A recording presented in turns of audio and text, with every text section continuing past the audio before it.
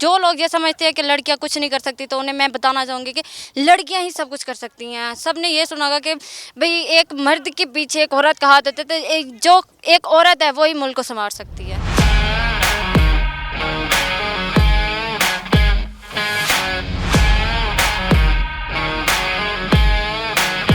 अभी जो हॉकी की पोजीशन में काफ़ी डाउन जा रही है और हम कोशिश कर रहे हैं कि हम उसको काफ़ी अप लेके जाएं और हमारी यही कोशिश है कि हम इंटरनेशनल प्लेयर बने। माशरे में यही समझा जाता है कि लड़कियां कुछ नहीं कर सकती, लड़कियां ही सबसे बढ़कर हैं, मर्दों से ज़्यादा बढ़कर लड़कियां हैं, हर फील्ड में लड़कियां भी गेम हैं।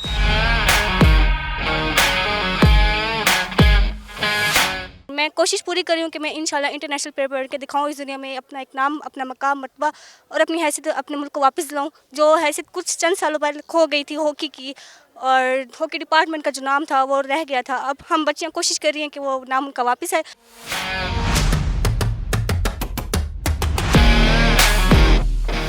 तान में बेसिकली तो हमारा पर्पस यही है कि जो बच्चे हैं इनका स्क्रीन टाइम ज़्यादा है, बहुत ज़्यादा। इन दिनों में स्पोर्ट्स की एक्टिविटीज़ बहुत ज़्यादा कम है, तो इनका स्क्रीन टाइम कम हो और ये ग्राउंड ज़्यादा से ज़्यादा आबाद हों, ये हमारा बेसिक एम है।